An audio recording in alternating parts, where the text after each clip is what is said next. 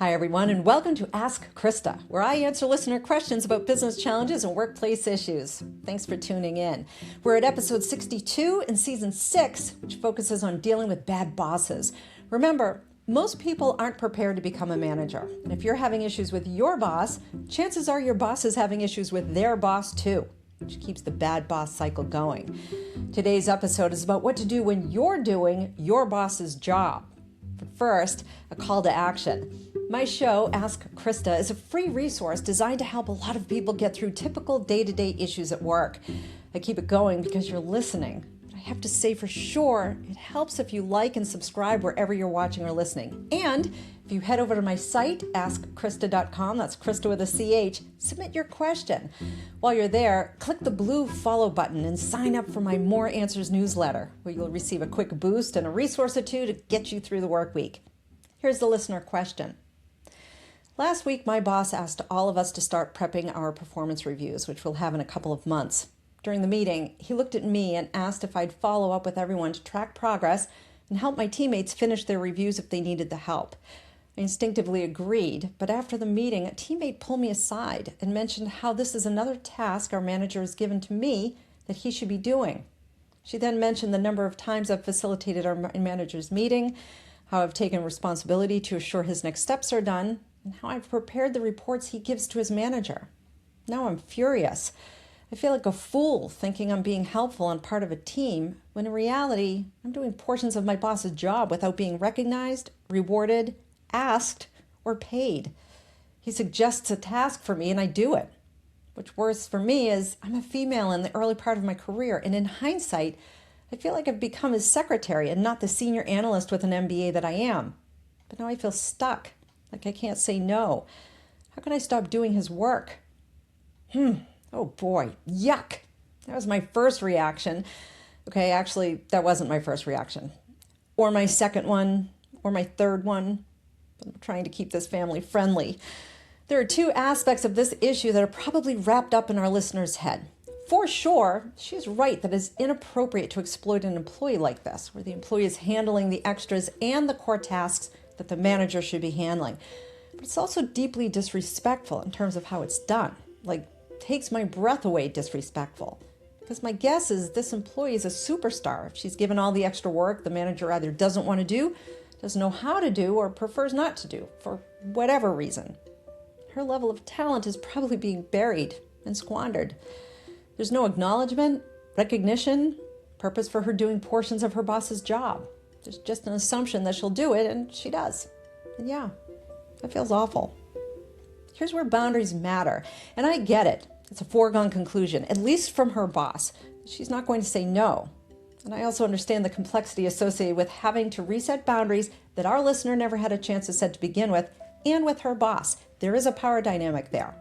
But there are ways to reset boundaries in this case, and then hold the boundaries steady. So, to our listener, and anyone realizing lately, or maybe with this episode, that your boss is taking advantage and putting their work on you without benefit to you, you're in it.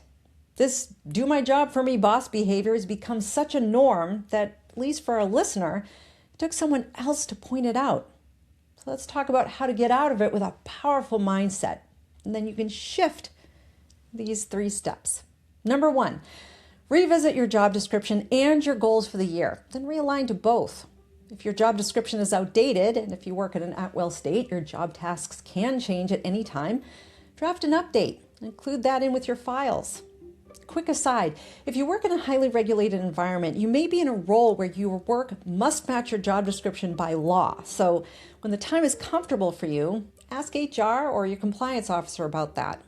That's additive to this episode, and you should only be doing that if it feels right for you. For now, your goal is to revisit your job description and your goals for the year, then realign to both. That's the workplace version of touching grass.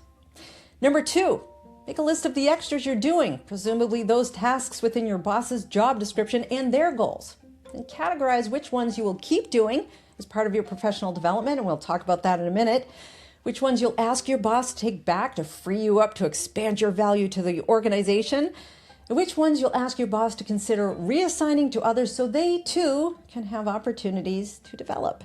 Of course, This is all in the spirit of realigning to your goals and being in a position to focus on and then advance those goals. But it's also an important step in shifting the mindset from being taken advantage of, where it's happening to you, and toward using this as a benefit.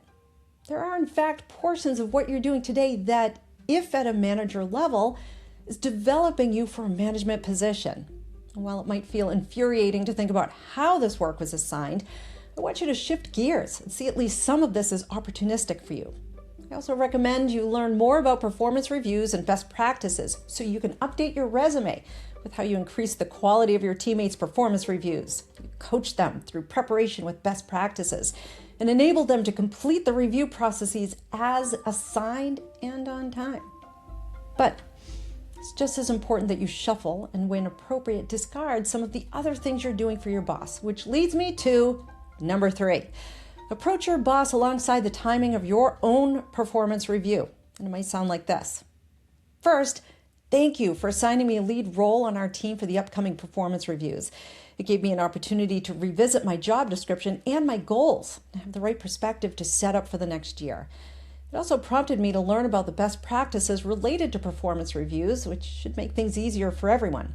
Throughout this work, I realized I'm over capacity for the upcoming year, where I hope to continue expanding my responsibilities. I've made a list of management-related assignments you have given me over the last year that I'd like to keep doing as part of my future management development, and management-related tasks in another lane I'd like to enable my teammates to take on as part of their development too. So my first list is about what I'd like to keep as part of my management development. And the second list is what I'd like to give to other teammates so they can start their development also. See what happens. Scary? Yeah. Resetting boundaries when someone has already moved in and with someone who has the power dynamic of being your boss, that's really uncomfortable. So take your time. Talk to those you trust. Create your outline or your script and practice. Repetition takes the bite out of anything that's new or scary. Now, there's one thing I want to be very clear about. If your boss is asking you to take on some of their work as a direct way to develop you, you've had the discussion and you've agreed, that's different. Likewise, if your boss is assigning you things that they are supposed to be doing and then recognizes you for your good work, making sure others know how well you're doing with expanded scope and enables you some level of advancement and reward, that's different too.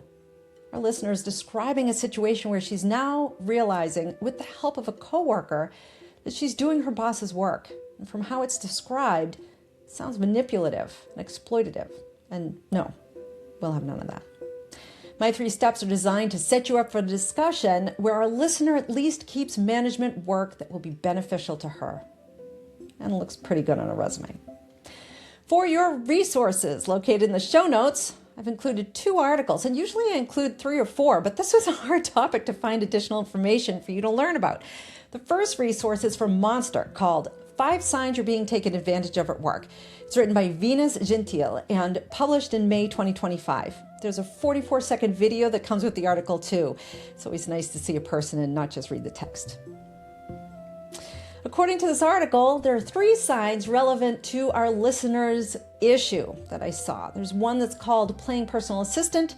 There's another that's called juggling 2 jobs for the price of 1. And there's another one called a boss stealing recognition for your work. And that is also a listener question for the season that will be produced in a couple of weeks, when a boss steals your work and then takes credit for it. I like the article, this Monster article, because it's brief and the writer offers practical, constructive ways to manage these situations, complete with phrasing, which always matters in these situations. The second resource is 10 Signs of a Manipulative Boss and How to Handle Them at Work. This is from Brighter Monday Kenya site, written by Eric Mudaway and published in September 2025. It offers a table of contents with links to the sections in the article that might be the most relevant to you.